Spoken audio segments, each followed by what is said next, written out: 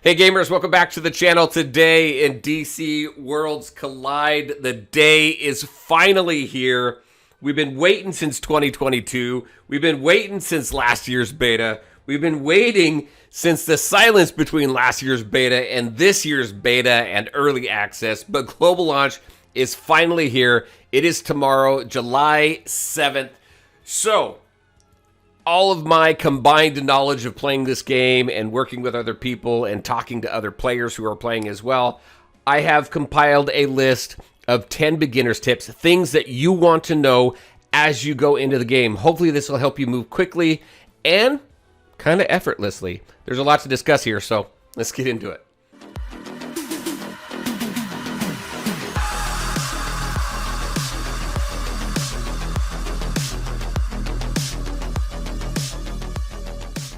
All right, and welcome back. All right, so just really quick before we jump into this, I've got links to my socials in the description below. Definitely check them out. Join us on Discord, where, as we normally do, we're talking about games, sharing tips, tricks, guides, all sorts of stuff, asking questions, helping people. The game is finally coming out. I swear, it's been teased for like 3 years now. So finally people are going to be able to get their hands on it. The global community is going to get their hands on it. And there's going to be quite a few questions, which is where I have put this guide together for you to take a look at and hopefully answer a lot of those beginner type questions. There are some very common tips and things that we're going to go through, but there's also some decision points, like in the recruitment banner, who do you want to choose in there, things like that, that I'm going to help you with as well. So let's go ahead and jump into this. First and foremost, campaign. An easy one, right? Campaign is very critical, but what this does is it offers a few different things. As you work through the campaign, like we've seen in other games, you're going to open up different game modes and things like that. So you want to get through the campaign as far as you can, as quickly as you can, to unlock all the different game modes, because there are so many different game modes in this game. There's like 12 different game modes, 15 if you like include some of the duplicative ones, right? Like we've got 3 arenas, things like that. You want to get through the campaign. You want to unlock all the different game modes so you can get all the different resources you need in order to unlock and level up your heroes. There's a lot to it. It is not just leveling, right? You've got leveling, you've got badges, you've got artifacts right here. There's a lot to gearing up and leveling up your hero. So not only do you want to get through that to unlock game modes, but as you get further in the campaign, you are going to get more and more rewards. These are your passive rewards. This is an idle game. This is where you're going to get the material that you need to rank up your heroes, to level up your heroes, and gold is gold in this game. You need it for absolutely everything. You also get other rewards in here, like this nth metal fragment, which allows you to upgrade reinforcements. You get a lot of good resources from this passive collection. So the further you get in your campaign, the more resources you're going to get so that you can do more with the game and your roster. This is not an energy-based game, so you can go in here and play as long as you want until you get stuck. Also, if you go into the different stores here, one thing you'll find out, like right here, refreshes, it tells you refresh time, but clear main stage 3730 to level up items. As you go through the main campaign and clear specific hurdles and levels and things like that, you're going to get better and better stuff, better quality stuff in your stores. There is a lot of resources in this game. So work on your campaign, get as far as you can. And then once you're done with that, once you can't go any further, go work on other game modes that you just unlocked so that you can strengthen your heroes so you can push your campaign again. Always be pushing your campaign. Also, tip, don't always go on auto. There are going to be times where you're going to need to manually battle a mode in order to get through it. And sometimes those are kind of your walls. You hit manual, boom, and then maybe the next few levels, the next few stages of the campaign, you're going to be able to just auto through. So be adaptable when it comes to that. Auto as much as you can, as much as you want, but then know that you're going to have to manual if you really want to continue to push and stay on kind of that edge there of what your team can do and get through. All right, next, let's go to leagues, active leagues. There's something new that was added, which I think is cool, but let's just talk. Let me go into Hall of Justice here. The league challenge here, let me show you something here. Let me see if I can go to my rewards. Check this out. You want to get in a good campaign, a good league, because if you can get rank 1, That's 9,000 gems. That is a lot of gems that you can use. You've also got the League currency here, but also this new League encrypted token, which is a new summons that just became available. You're going to be able to do some summons out of there as well. We'll go ahead and take a look at that in a minute. I know it's hard to get into the rank 1. It really depends on how competitive you want to be, but there's some good rewards in here. The reward system, I feel, is better than I've seen in a lot of other games. One thing that I'm less excited about in this one is summons. The super encrypted tokens, it's just you don't get enough of them for the legendary heroes that you want to summon for, so you got to be very selective. We'll get to that here in just a little bit. But get into a good active league because you get good rewards. This right here, you get some really good rewards here as well just by going through the boss here and hitting different milestones. You're getting a lot of different resources. The League encrypted tokens here as well. There's a lot of great benefits. So you want that stuff because you're going to be using gems. 9,000 gems seems like a lot. You get that weekly. It seems like a lot, but you will burn through them very, very quickly, especially when you start prioritizing what you're going to purchase in these stores like this right here. These titanium supplies that helps you rank up your heroes. You're going to use a lot of gems. So it will go very, very quickly. Let me go to the mother box. Here's the mother box, the League recruitment piece right here. And you can see kind of who's available here. Sinestro's great. Bride, not too sure about. I don't have her yet. And then we've got Dr. Fate here. But it's a limited banner. It doesn't have everybody in it. Let me get out of this. So you can see the epics that are available here. Pandora. Pandora is very good in here. Raven is very good in here as well. And then your elites and your rares. So 1%, it's a 1% chance to get a legendary in here. All right, so that's the new recruitment. I'm excited for that to get some of those characters in there. Let's talk about the next one, the beginner banner. So you will have a beginner banner, early recruitment banner, whatever they're calling it, and you're going to be able to select between Flash, Superman, Wonder Woman. I think there might be one more, but your best option there is going to be Wonder Woman. Wonder Woman is a fantastic hero. She does a lot of great damage. She did get changed a little bit. There was a lot of reworks and stuff through the heroes, but I don't think it really damaged too many of them. It did I feel it probably leveled the playing field out a little bit, but she is still a fantastic damage dealer. Good AoE damage as well. You can put her on the front line. She's got some good survivability also. So definitely I would go for her.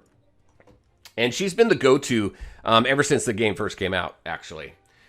Evil Falls. So there's a lot of different game modes. I'm not going to go into all the different game modes, but there are a couple that I want to make sure to point out because they're very important to progressing your account. Everything is important to progressing your account, but Evil Falls. You want to focus on Evil Falls, get as far as you can because a lot of rewards that you're going to get in here. You're going to get equipment, which is awesome. You're going to get diamonds, which is awesome. And you're going to get super encrypted tokens. Super encrypted tokens, I briefly hit on that. Your mother box here, you've got these right here. These are your super encrypted tokens. These are for legendary summons. It's for this legendary recruitment here. And then your regular epic recruitment just uses these regular encrypted tokens. These are the ones where we just don't get enough in the game. So you want to farm those wherever you have an opportunity to, and Evil Falls is one of them. Not to mention, it's a fun boss mode. It is a fun boss mode to just experiment and try different teams. It's gotten very friendly as far as being able to, as far as recommending different heroes and teams and things like that as well. Another one that's really good to focus on and do every week is Crisis Watch. You get equipment also, but you also get this material here that allows you to level up your badges. Your badges adds additional stat and skill enhancements for your different heroes. So definitely very important there. All right, what are we on? Let's see. Convergence also is another one to stay focused on because in here, by completing them, you do get rewards. You do get super encrypted tokens in here for rewards as well. So there's a few different areas to get this. It's not plentiful, but there are areas in the game where you can farm to get these. For free-to-play players, you definitely want to save them for the legendaries that you know that you want, and then just summon hard for those ones. All right, so those are some good game modes that you really want to focus on. Let's see. Another one that I feel is important is Digital Universe. We're going to go over here to Adventure. And right here, Digital Universe here. This is where you're going to unlock your different reinforcements. So your first one is here.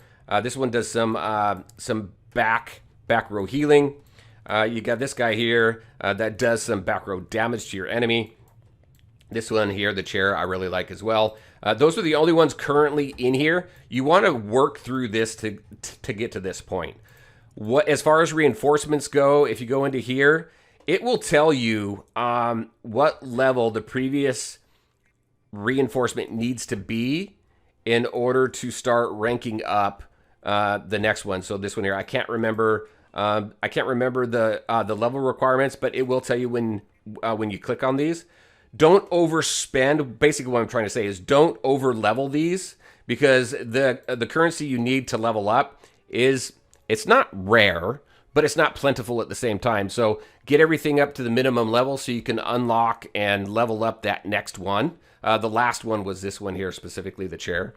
So keep an eye on those. If I can remember, I'll throw them in Discord. I'll probably have another video coming out talking about that specifically, but keep that in mind. You do want to go through that Digital Universe. It's fun. It's a fun little puzzle type labyrinth mode that you run through. So it's pretty cool. All right, next. Let's talk about dailies and weeklies. Just some regular stuff, right? Your dailies and weeklies, you really want to focus on getting those done. You get a couple things. Not only do you get resources, but you also get this right here.